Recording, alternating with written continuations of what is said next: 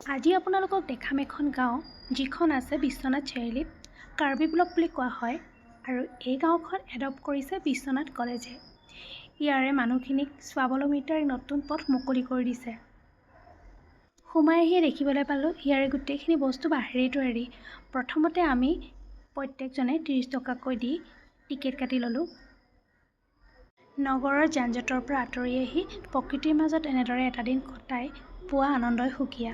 লাহে লাহে ভিতৰলৈ সোমাই গৈছোঁ এখন বাঁহৰ দলঙেদি আৰু তাৰে গোটেইখিনি বস্তু আচলতে বাঁহেৰেই তৈয়াৰী। ইয়াৰে পৰিৱেশটো অকণমান দেখাই দিছোঁ, আপোনালোকেও চাওক আৰু আপোনালোকে নিজৰ কণমানিটোক আনি ইয়াত খেলাব পাৰিব। ইয়াতে বহুত মুকলি ঠাই আছে।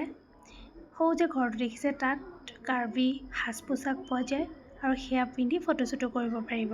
ওপৰৰ পৰা গোটেই পৰিৱেশটো উপভোগ কৰিবলৈ বাঁহেৰে এটা টাৱাৰ বনাই দিছে। ফটো উঠিবলৈ বহুত ধুনীয়া ধুনীয়া বস্তু ইয়াত বাঁহেৰেই তৈয়াৰ কৰি থৈছে। আমিও ফটো-চটো উঠি ল'লোঁ, লগতে খালোঁ ধুনীয়াকৈ বাঁহৰ কাপত চাহ। আপোনালোক যদি বিশ্বনাথ চাৰিআলিৰ হয় বা বিশ্বনাথ চাৰিআলিৰ আশে-পাশে আছে তেতিয়াহ'লে আপোনালোকেও এই পৰিৱেশটো চাবলৈ আহিব পাৰে। খুবেই ধুনীয়া হয়, পৰিৱেশটো শান্ত আৰু বহুতখিনি খেলনা বস্তু আছে ইয়াতে। খেলাবও পাৰিব আপোনাৰ কণমানিটোক। আশা কৰোঁ মোৰ ভিডিঅ'টো চাই ভাল পালে। যদি ভাল পালে তেতিয়াহ'লে লাইক আৰু কমেণ্ট কৰিবলৈ নাপাহৰিব।